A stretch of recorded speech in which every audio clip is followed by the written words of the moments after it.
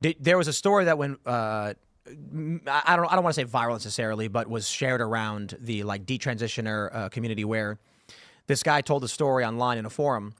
He got called into a school, and the school told him that he had a son, not a daughter, and that his daughter, now his son, had gender dysphoria, and they were going to start social transition, and they wanted to start a regiment for gender transition. And so the dad thanked the school and said, "What do I do? Just tell me what to do. Thank you so much for saving my child." And they said, "Wonderful. We're so glad you agree." They said, "You're going to go to the doctor. Here's how you do it." He said, "Wonderful." Immediately went home, packed up everything, got his kid, moved away from that place, and said, "We really appreciate everything you did for us. Our family's moving because I got a new job, but we'll make sure we get my son the care he needs." As soon as he moved out to the rural area, he said totally removed his daughter from all of the media that she'd been using, and within 3 months, she was back to being a normal teenage girl. Yeah, I have friends who moved from Washington State to Florida to protect their daughter because they have that bill there. Just today, actually, it was announced that the Supreme Court is going to take up a case in Colorado regarding their conversion therapy bill. So to be clear, these conversion therapy bills make it a crime to try to change someone's sexual orientation. And most people agree we shouldn't be doing that. And guess what? It's a virtual non-existent practice. This isn't happening.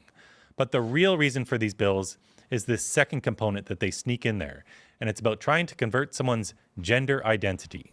But what's wrong with conversion therapy?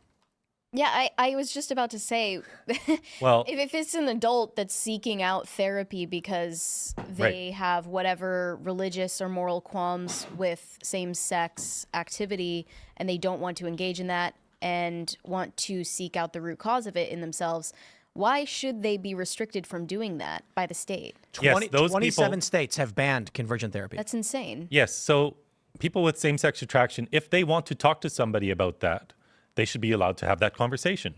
But therapists in all these states won't even talk to them. And that's also something that can be weaponized against religious therapists. I know like a lot of Catholics seek out specifically Catholic therapists. A Catholic therapist who agrees with church teaching on these things is not going to encourage you to go down the route of gender transition, obviously. Right. But they are now in danger of being targeted by this bill. Right. So the Supreme Court's going to take up this Colorado bill. But strategically, conservatives need to get the message that the way they should be talking about these conversion therapy bills is they should be addressing the gender identity component. Because that's the real reason these bills are written.